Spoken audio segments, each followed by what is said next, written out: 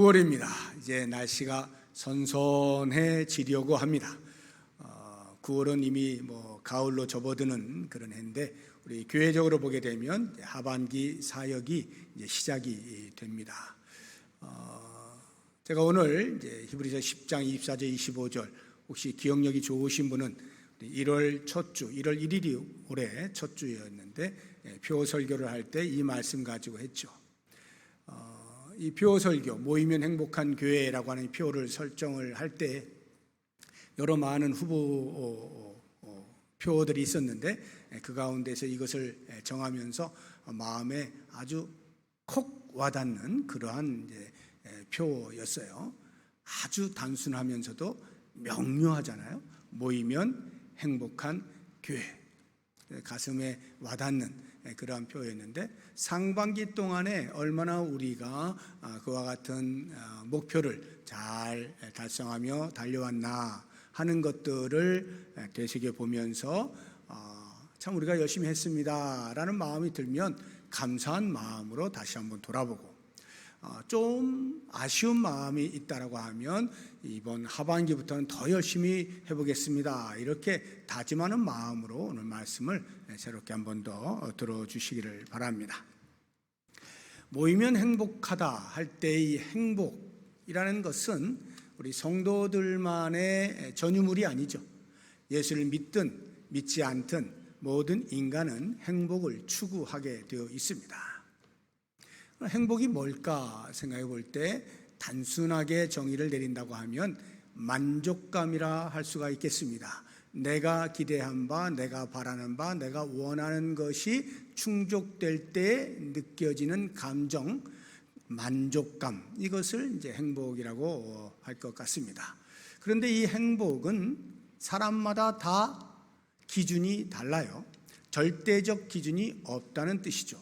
그래서 정확히 정의를 다시 한번 내린다면 행복이란 주관적 만족감, 이렇게 제가 정의를 내리고 싶어요. 주관적, 다시 말하면 사람마다 각각 행복을 느끼는 정도가 다르다는 것입니다. 예를 들어서 돈과 관련해서 100만 원이 있으면 어떤 사람은 야, 너무 행복하다, 이런 사람이 있는가 하면 어떤 사람은 이것 갖고 뭐하나 하고 불만을 표시하는 사람이 있을 수가 있겠죠. 이렇게 똑같은 것을 가지고도 누구는 행복을 느낄 수 있고 누구는 행복을 느끼지 못하는 주관적 행복이라 하는 것입니다. 그래서 이 행복은 주관적 만족감이라고 하는 것을 먼저 전제하면서 모든 사람이 이러한 행복의 정의를 가지고 있지만 우리 성도들은 조금 더 성경에서 말하고 있는 행복에 대한 이해를 좀 할 필요가 있겠다 싶어서 제가 성경을 통하여서 우리 성도가 누리는 행복은 뭘까 할 때에 두 영역의 만남이 이루어질 수 있다면 거기에 행복이 있다, 이렇게 말씀을 드리고 싶어요. 두 영역의 만남, 한 영역은 나를 중심으로 해서 볼 때에 나와 위로 하나님과의 관계의 영역이고요, 또 다른 하나는 나와 내 옆으로 형제, 자매, 이웃과의 관계의 영역입니다. 이 두 영역이 제대로 만나게 될 때 거기에서 행복이 창출된다, 이렇게 보는데요. 먼저 하나님과의 관계에서의 행복이라고 하는 것은 이런 겁니다. 신명기 33장 29절을 보시게 되면 모세가 이스라엘 백성들을 가나안 땅으로 인도하면서 그 직전에서 이제 죽게 되지 않습니까? 죽음 바로 앞에 12지파들을 축복하면서 마지막으로 한 이 축복의 내용이 이 말이에요. 이스라엘이여, 너는 행복한 사람이로다. 여호와의 구원을 너같이 얻은 백성이 누구냐? 그는 너를 돕는 방패시요 내 영광의 칼이시로다. 내 대적이 내게 복종하리니 내가 그들의 높은 곳을 밟으리로다. 해서 자기 백성 이스라엘을 향하여서 당신들은 행복하오, 더 정확히 말하면 우리는 참 행복한 백성입니다. 왜냐하면 구원의 은혜를 베푸신 여호와께서 우리의 신이시기 때문입니다. 그가 우리를 보호하시고 지키시는 방패이시고 그가 우리를 모든 대적들을 물리치시는 영광의 칼이 되시기 때문입니다 하면서 여호와 하나님과의 관계를 잘 맺고 있는 자기 백성을 가리켜 행복한 사람이라고 표현한 거예요. 그렇다고 하면 우리가 성도된 여호와 하나님으로 인하여 예수 그리스도를 알게 되어지고 영접하게 되어지고 믿게 되어져서 하나님의 자녀가 된 이 성도 얼마나 행복한 사람인가 하는 것을 우리가 알 수가 있고요. 또 다른 한 영역인 우리 옆으로 보았을 때 내 형제자매 이웃과 더불어서 나의 관계, 이것은 다윗 왕이 이스라엘 백성들이 절기를 지키기 위하여서 뿔뿔이 흩어져 있다가 예루살렘으로 쫙 모였을 때 그 모이는 광경을 왕궁 높은 곳에서 이렇게 바라보면서 와 멋있다 이렇게 표현한 것이 있거든요. 시편 133편 1절을 보겠습니다. 보라 형제가 연합하여 동거함이 어찌 그리 선하고 아름다운고. 그 함께 모여서 여호와 하나님을 예배하기 위하여 그 절기를 지키려고 하는 그 구름대같이 모이는 그들을 바라보면서 와 너무너무 멋지다, 아름답다, 선하다, 행복을 누리는 거죠. 이와 같은 위로 하나님과의 관계 속에서 행복과 옆으로 이웃과의 관계 속에서의 행복을 누리는 이 두 영역의 만남이 있을 때 진정한 행복이라고 말하는 거예요. 이 둘 가운데 어느 하나가 삐걱거리면 진정한 행복이라 할 수가 없어요. 하나님과의 관계 속에서 행복을 누리는데 형제와의 관계가 불편하다? 그렇다고 하면 아마도 모르긴 몰라도 하나님과 나는 더할 나위 없이 행복해 라고 말하는 것이 거짓일 수가 있어요.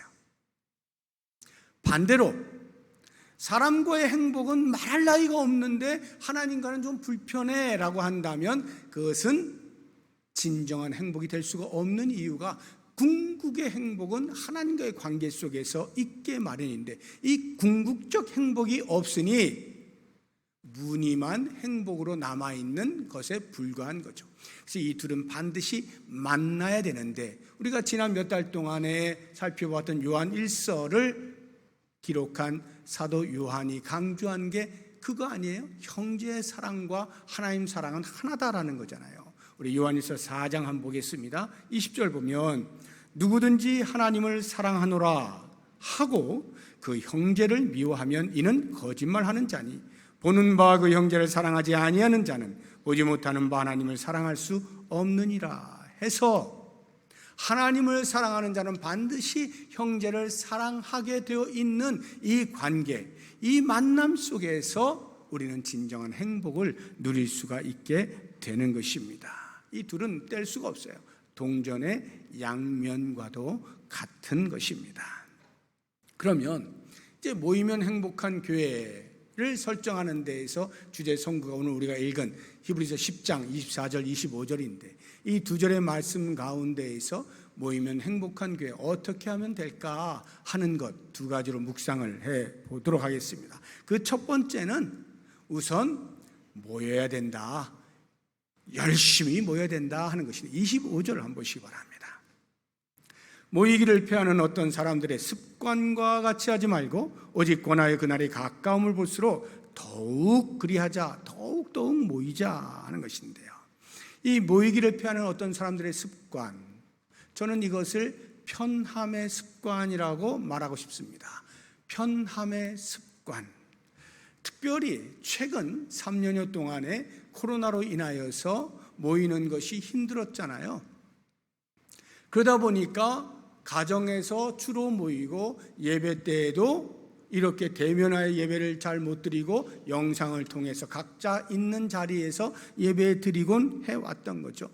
처음에는 언제 끝나나 한 주 두 주 계속해서 성전에서 예배 드리기를 소망하고 애쓰면서 기도하고 이렇게 해왔는데 한 달 지나고 두 달 지나고 이것이 1년 지나고 2년 지나다 보니까 점점 자기도 모르는 사이에 집에서 예배 드리는 편함을 누리게 되는 거죠. 처음에는 예배 시간이니까 옷을 단정히 하고 씻고 이렇게 했는데 시간이 지나면서 굳이 그렇게 안 해도 될 것 같아요. 나중에는 보면 자기도 모르는 사이에 잠옷 입고 예배를 드리고 있는 거죠. 이런 편함이 점점 다가오게 되는 거예요. 반대로 교회 나가는 게 이제 불편해지는 거죠. 씻어야죠, 다듬어야죠, 옷 뭐 입어야 되지, 골라야 되죠, 신경 써야 되죠. 불편한 게 너무 많은 거예요. 그러다 보니까 한 걸음 더 나아가서 이제 교회 나가는 게 싫어요. 교회 나오세요, 예배 드려야죠. 그러면 거부를 합니다. 점점 편함으로 나아가게 되는 거예요. 그러면서 그 편함에 대한 자기 합리화와 함께 추구하게 되어질 때 안 좋은 습관이 형성이 되는 거죠. 그래서 오늘 말씀을 보게 되어지면 그런 것들을 파하라는 거예요. 그리고 모임을 습관화라는 거예요. 모이기를 자꾸 힘쓰라는 거예요. 사랑하는 성도 여러분, 함께 모이는 것, 성도가 함께 모이는 것은요, 편함의 습관으로 보게 되어지면 불편한 것이에요. 그리고 부담이에요. 짐이에요. 그러나 모임의 습관으로 보게 되어지면 짐이 아니라 힘이 됩니다. 모이는 것은 힘이에요. 성도가 함께 모이는 것은 힘이에요. 주님이 다시 오시는 날이 하루하루 점점 가까이 다가올수록 더욱더 힘써서 모이자라고 히브리 기자가 우리에게 권면을 하고 있는 거예요. 저는 이 권면이 오늘날 점점 더 개인주의가 팽배해가고 있는 이 시대를 향하여 너무나 적절한 권면이다, 이런 생각이 듭니다. 모이기를 패하는 습관이 들기 시작하면 어떤 어려움들이 있느냐? 우리의 믿음마저 잃어버리는 그런 위험에 처하게 되는 거예요. 우리는 잘 모릅니다. 모이기를 힘쓰지 않아도, 가정에서 영상으로 예배 드려도, 이렇게 혼자서 예배를 드리고 혼자서 신앙생활 해도 잘 지킬 것 같지만 사실은 시간이 지나고 나면요, 점점 자기의 가지고 있는 믿음이 고갈되어져 갑니다. 우리 그리스도교 신앙은 절대로 혼자 하는 신앙이 아니에요. 호롱불도 없는 깊은 산속에 들어가서 그저 기도하면서 이렇게 하면 신앙 잘 지킬 것 같지만 우리 그리스도교 신앙은 그렇지 않습니다. 철저하게 함께 모이면서 서로 격려하고 세워주고, 너의 믿음이 어떠했느냐, 나의 믿음이 이와 같았다, 너의 삶을 돌아보고 서로 이렇게 위로 격려하는 가운데에서 믿음을 견고히 세워나가는 거지, 혼자서 믿음의 뿌리를 계속 내리는 것이 아니기 때문에 우리는 어찌하든지 모이기를 패하는 습관들을 버리고 힘을 써서 모여야 된다 하는 거예요. 또 하나, 우리가 왜 힘을 써서 모여야 되느냐? 그것은 우리가 이제 주님 다시 오셔서 저 천국에서 영원히 살게 될 텐데, 그 영원한 삶의 내용이 전부 예수 그리스도와 온 성도들이 함께 모여서 즐거운 찬송을 부르며 행복한 삶을 사는 것이 우리의 삶의 내용이거든요. 그러한 행복한 삶의 영원을 누리기 위하여 이 땅 잠깐 사는 동안에 우리는 그 삶을 연습할 필요가 있는 거예요. 준비할 필요가 있는 거예요. 그 영원한 시간 속에 어색하지 않기 위하여 우리는 이 땅을 사는 동안에 어찌하든지 함께 모여서 힘써 행복을 누리는 그러한 삶의 연습과 준비들을 꾸준히 해나갈 때 우리는 주님 다시 오신 그날 영원히 행복한 삶을 살게 되는 거죠. 그래서 여러분, 주보를 보시게 되면 주보 뒷면에 우리 교회는 해서 큰 3가지 타이틀이 있죠. 하나님 나라의 실존을 알리며, 하나님 나라의 완성에 동참하며, 그리고 3번째 보면 하나님 나라의 삶을 선험하는 통합적인 균형 잡힌 교회로 나아간다. 하나님 나라의 삶을 미리 경험한다는 거예요. 영어로 foretaste, 미리 맛본다는 말이에요. 이것을 우리가 이 땅을 사는 동안에 함께 모여서 하는 거예요. 그래서 우리는 어찌하든지 열심히 모여야 되는데, 그 열심히 모인다는 열심, 이 내용에 대한 오해가 있어요. 어떻게 하는 것이 열심이냐 할 때, 자주 많이 모인다거나 아니면 시간을 길게 모이면 그것이 열심히 모이는 것으로 오해할 수가 있어요. 물론 그 내용이 전혀 틀린 건 아닙니다. 어느 부분 맞아요. 당연히 열심히 모이면 자주 모이게 되어 있는 거고, 함께 시간을 많이 갖게 되어 있는 거죠. 길게 갖는 거예요. 그러나 그게 다가 아니란 말입니다.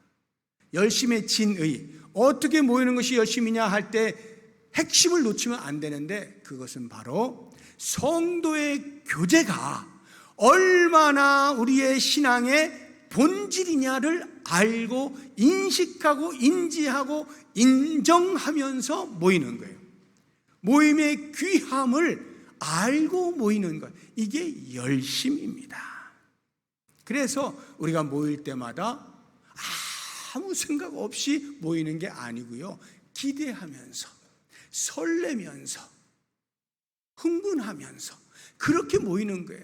우리 성도가 함께 모이는 게 얼마나 행복한 것인가. 구원받은 백성이 각각 그리스도를 통하여 받은 바 은혜들을 나눌 마음의 설렘을 가지고 함께 모이는 그 가치를 알고 모이는 것을 가리켜서 열심히 모인다라고 말하는 거예요.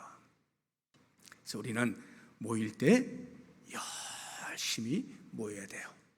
두 번째 우리가 할 일은 24절에 나오는데요. 24절 보시면 서로 돌아보아 사랑과 선행을 격려한다. 저는 이것을 전체를 가리켜서 행복을 창출한다 이렇게 이제 표현을 하고 싶은데, 이 행복을 창출하는데 두 가지, 하나는 서로 돌아보는 것입니다. 서로 돌아본다는 말은 어느 특정인 몇 명, 소수 몇 명이 열심히 노력하는 그런 공동체를 말하는 게 아니라 서로 돌아보, 즉 모든 사람 각각이 서로 돌아보는 수고, 노력을 하는 것을 말하는 거예요. 그러니까 모이면 행복한 공동체를 만드는 일에 바로 이와 같은 한 사람 한 사람의 수고의 밑거름이 있을 때 그것이 가능해진다는 말입니다. 소수의 노력 중요하죠. 또 소수의 노력으로 움직여지는 교회가 적지 않아요. 그러나 거기에는 한계가 있어요. 모두가 참여하면 쉽습니다. 큰 힘을 들이지 않아도 공동체가 행복하게 움직여져 나갈 수가 있어요. 노력 없이는 결코 저절로 되어지는 공동체 없습니다. 우리 각각이 각각의 자리와 각각의 공간과 시간 속에서 노력을 해줄 때, 에너지를 소모해 나갈 때 거기에서 행복한 공동체가 만들어져 나가는 거예요. 에너지를 소모한다는 것은 낭비적인 소모를 말하는 것이 아닙니다. 투자의 개념이에요. 내가 이만큼을 투자하여서 노력할 때 공동체 전체가 건강하게 행복하게 세워져 간다는 기대감을 가지고 그렇게 투자하는 거죠. 또 하나는 사랑과 선행을 격려한다라고 말을 하는 것인데요, 이것은 모임의 질을 이야기해주고 있는 거예요. 우리가 열심히 모였어요. 그래서 뭐 하냐는 말이죠. 모여서 뭐 하냐는 말이에요. 모여서 다른 사람 이야기나 하고 비방하고 험담하고 시기하고 질투하고 미워하고 다투고 자기 자랑이나 하고 다른 사람 무시하고 업신여기고 판단하고, 만약에 이렇게 모인다면 그 모임은 안 갖는 것이 훨씬 좋죠. 그럼 우리는 어떻게 모이느냐? 사랑과 선행을 격려하는 거예요. 다른 사람의 믿음의 행위에 대하여서 존중하는 것입니다. 그리고 혹시나 힘들고 어려울 때 위로하는 것입니다. 옆에 곁을 내주는 거예요. 격려하는 것입니다. 함께 마음을 나누는 거예요. 공감하는 거예요. 그리고 서로를 위하여 기도하는 거예요. 이와 같은 것들이 사랑과 선행을 격려한다라는 표현을 하고 있는 것입니다. 그렇게 되어질 때에 열심히 모이는 그 공동체에 행복이 창출될 수 있는 거죠. 우리 교회가 바로 이와 같은 삶을 위해서 올 한 해 집중적으로 노력을 합시다라는 거예요. 이제 상반기 우리가 열심히 달려왔는데요. 각자 느끼는 것이 조금씩 다를 겁니다. 어떤 분들은 그래 우리가 참 수고했다 스스로에게 그렇게 위로하는 그러한 노력을 한 사람들이 있는가 하면 어떤 사람은 나 뭐 했지? 우리 뭐 했을까? 이렇게 뭐가 뭔지 모른 채로 그냥 상반기를 지나온 사람이 있을 수도 있을 거예요. 잘 돌아보시면서 이제 우리 교회가 하반기에 이러이러한 사역들을 통하여 계속해서 성도의 교제의 장을 확장해 가겠다 하는 것들을 제가 몇 가지 소개를 해드리면서 또 기대하면서 나아갈 수 있으면 좋겠어요. 하반기에 어떠한 사역들을 할 것인가? 우리 상반기에도 계속 해왔습니다만 소모임들을 계속해서 활성화할 예정입니다. 자막을 보시면서 이해를 하시면 되는데 우리 소모임이라고 하면 대표적인 것이 우리 구역 모임이에요. 그래서 오늘 오후에 구역 연합 예배를 드리잖아요. 그렇게 하면서 각 구역들이 열심으로 모여주시기를 당부하고 싶습니다. 모임의 장소는 그 구역의 형편에 따라서 다양하게 하시면 돼요. 교회에서 하셔도 좋고요, 가정에서 하셔도 좋고요, 아니면 약간의 경비가 들지만 밖으로 나가셔서 카페 같은 데 가셔서 하셔도 좋아요. 카페 같은 데 요즘은 워낙 큰 카페들이 많고 모이기에 적당한 그러한 곳들이 많이 있기 때문에 활용을 하시면 얼마든지 모임을 활발하게 해나갈 수가 있다 하는 것이고요. 그런 구역 모임에 더하여서 각종 훈련 프로그램 모임들이 있잖아요. 제자 훈련을 비롯해서 전도 폭발 훈련한다든지 수요일 저녁에 있는 성경 통독회라든가 등등 이런 것들에 참여하면서 할 수가 있고 또 소모임들을 만들어 지금 많이 하고 있지 않습니까? 운동 모임이라든가 탁구나 배드민턴 또는 건강을 위해서 등산을 한다거나 아니면 둘레길을 걷는다거나 하는 것들 또는 우리 지성을 위해서 또 독서를 하고 나누는 독서 나눔 반도 있고요. 문화 탐방 반도 있고요. 사진 반도 있고 성경 꽃꽂이 반도 있고 등등 있는데 여러분들이 그러한 것들 적극적으로 자기의 관심 분야와 취미와 더불어서 이렇게 적당히 잘 선정해서 그곳에 함께 모이는 사람들과 더불어서 성도의 아름다운 교제들을 나누는 이런 소모임의 활성화를 통해서 교제가 뜨겁게 일어날 수 있기를 기대하고요. 하반기에 우리 사역 중에 하나는 이제 효도관광인데요. 이 효도관광은 사실 매년 해왔던 것인데 코로나로 인하여서 3년 동안 못했습니다. 올해 이제 하게 되는 게 이제 4년째 이제 하게 되는 것인데요. 우리 장소는 포천 아트밸리라고 하는 그 폐채석장을 활용해서 복합 그 문화 예술 공간으로 이렇게 개발한 곳이 있어요. 그곳에 갈 텐데 물론 전교인이 가는 건 아닙니다. 효도 관광이니까요. 70세 이상 되신 어르신들 모시고 다녀올 예정이고요. 그 다음에 이제 가족 사랑 축제 우리 주보에도 나와 있는데 이것도 역시 마찬가지로 4년 만에 이제 재개를 하는 것인데요. 우리 가족 사랑 축제는 항상 이틀에 걸쳐서 하죠. 토요일과 주일. 토요일에는 이제 우리 총여전대회가 주관을 해서 사랑 나눔 바자를 하고요.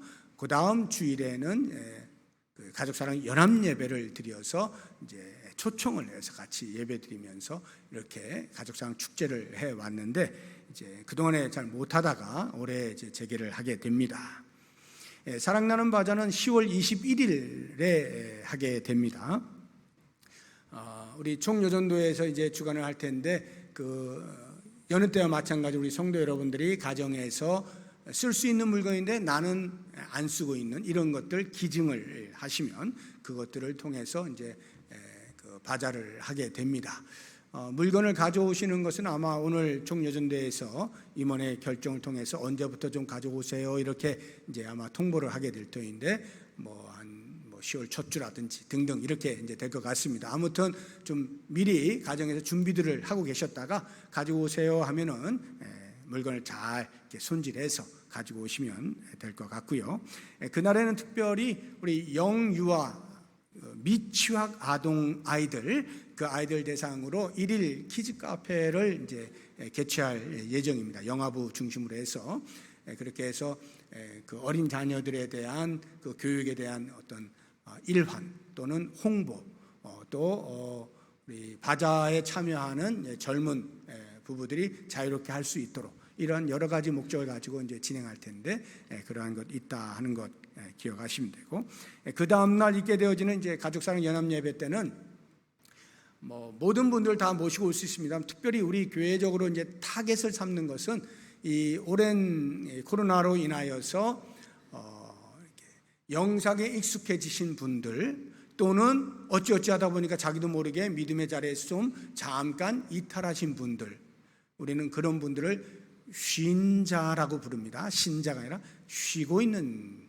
성도라 쉰자 이렇게 부르는데 아무튼 그런 분들 등등등등 또는 뭐 우리가 언제든지 이렇게 전도 대상자에서 초신자 초청하는 것도 얼마든지 가능하고요. 근데 주 타겟은 오랫동안 쉰 분들 또는 대면하여 나오지 못하는 이런 분들 대면의 자리에 나오지 못한 이런 분들 초청해서 나오게 하는 그래서 거기에 초점을 맞추어서 집중적으로 하도록 하겠습니다. 그 다음에 우리가 할 것은 이제 추수감사주일에 있는 이제 사역인데요. 추수감사주일은 우리가 매년마다 실물 감사를 하잖아요. 지난 해에 특별히 온 성도님들이 집중적으로 우리 봉사의 해에 맞추어서 많은 실물 감사를 해주셔서 뭐 예년과는 비교할 수 없는 몇 배로 이렇게 풍성이 모여졌기 때문에 정말 많은 지역 기관들이나 단체들 또는 우리 한남로의 산하에 있는 미자립 교회들 또는 우리 교회 안에 있는 성도들 등등 많은 분들을 도울 수가 있었어요.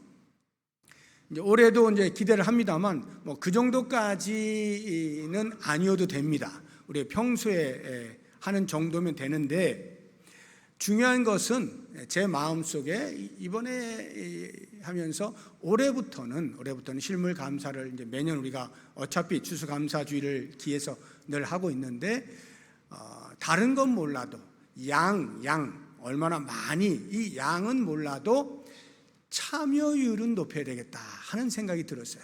참여율이란 우리 성도님들이 참여하는 그 율을 말하는 거예요. 예를 들면 평소에는 뭐 50%가 참여했다 하면은 올해부터는 제 마음속에 100% 이렇게 말하고 싶지만 현실적으로 그러면 너무 또 이렇게 이상적인 목표가 되니까 제가 90%를 이렇게 생각을 해봤습니다. 90% 정도는 우리 성도님들이 참여를 해주시면 좋겠다. 양은 신경 쓰지 마시고 라면 한 박스, 쌀 한 포 되면 됩니다. 그렇게 십시일반으로 나도 동참한다 하는 마음으로 다 같이 마음을 모으면 그 양이 얼마가 됐든지 그것을 누군가 필요한 자들에게 나눌 때 이것이 몇 사람에 의한 것이 아니라 우리 교회가 그 일을 행하는 것이 되니까 아름다운 사역이 되겠죠. 그렇게 참여를 할 수 있기를 바라고요. 추수감사주일 11월 19일이거든요. 오후 예배 때는 사랑누리 찬양제 이것도 역시 오랫동안 멈추고 있다가 올해 새롭게 하는 거예요. 사랑누리 찬양제 아시겠지만 찬양하면서 얼마나 많은 성도님들이 같이 기뻐하고 즐거워하고 또 하나님께 영광을 돌리는지 모릅니다. 올해는 그 팀을 결성하는 데 자유롭게 하도록 놔두겠습니다. 뭐 구역으로 모이시든지 부서별로 모이시든지 기관별로 모이시든지 가족으로 모이시든지 아니면 야 모여보자 하고 해쳐 모여해서 이렇게 모이시든지 아무튼 자유롭게 팀을 결성해서 찬양을 노래로 하시든지 아니면 워십을 통해서 하시든지 아니면 섞어서 뮤지컬로 하시든지 아니면 연극을 하시든지 자유롭게 하나님을 영화롭게 할 수 있는 일에 참여하시면 되겠습니다. 나이 제한 없습니다. 누구나 참여할 수가 있고요. 다만 한 사람이 한 팀을 원칙으로, 한 사람이 한 팀에 참여하는 것을 원칙적으로 하되 불가피하게 두 팀에 참여하게 되어지는 경우에도 이것은 무슨 엄청난 뭐가 아니라 다 하나님께 찬양을 드리는 거니까 너그러운 마음으로 다 같이 그래 더 수고하는구나 이렇게 하고 격려하면 서로가 은혜 가운데에서 아름다운 사랑누리 찬양제가 되지 않을까 하는 생각을 해봅니다. 자, 이 정도의 이제 또 다른 사역들도 있습니다만 이제 굵직하게 제가 소개를 해드렸고 이제 마지막으로 하나 이것은 사역은 아니고 우리 교회 행사가 될 텐데 아주 기쁘고 즐거운 행사 중에 하나인 임직자를 세우는 그런 행사가 있어요. 그래서 11월 5일에 피택 선거가 있습니다. 임직자를 위한 피택 선거가 있는데 우리 교회는 아시는 것처럼 우리 추천인단에 의해서 간접 투표로 1차 투표를 먼저 하고 거기에 1.5배수의 후보가 나오면 우리 공동회의를 통해 전 교인이 그 가운데 다시 한번 직접 투표를 통해서 최종 이렇게 후보자를 뽑는 이러한 이제 선거 제도를 도입하고 있는데요. 그래서 우리 추천인단의 1차 투표는 10월 15일에 할 예정이고요. 우리 공동회의 전체 성도들이 하는 것은 11월 5일에 할 예정입니다. 그때 가면 더 자세하게 그 절차들을 설명해 드리도록 그렇게 하고요. 그 피택 선거를 위해서 그 전주 한 주간은 저녁에 특별 저녁 기도회를 이렇게 하면서 기도하면서 겸손히 하나님의 뜻을 묻는 그런 시간들을 가질 예정이고 당일에는 당연히 이제 전체 성도들이 연합으로 예배를 드리면서 예배 후에 계속 선거를 하기 때문에 시간이 오래 갈 겁니다. 그래서 오후 예배는 없고요. 점심을 간단하게 이렇게 김밥이나 이렇게 준비해서 드시면서 투표를 하고 은혜롭게 마칠 예정입니다. 이와 같은 일들을 이제 하반기에 하게 될 터인데 우리의 모든 목적은 모이면 행복한 교회, 이 목표를 뚜렷이 가지시고 어찌하든지 어떤 모임 속에서도 나의 수고를 통해서 행복을 창출해내겠다 하는 이런 마음 가지시고 아름다운 교회, 행복한 교회 만들어가는 이번 하반기가 될 수 있기를 주의 이름으로 축복합니다. 기도하겠습니다. 하나님 아버지 감사합니다. 이번 하반기에도 우리가 교회적으로 계획하고 있는 것들 잘 진행해 나갈 수 있게 하여 주시되 특별히 모이면 행복한 교회를 만드는 일에 온 성도가 힘을 모으게 하시고 나 한 사람의 수고가 함께 모이고 또 모여서 전 성도의 수고를 통하여서 아름다운 공동체, 행복한 공동체 이루어갈 수 있는 복이 있게 하여 주시옵소서. 예수님의 이름으로 기도드립니다. 아멘.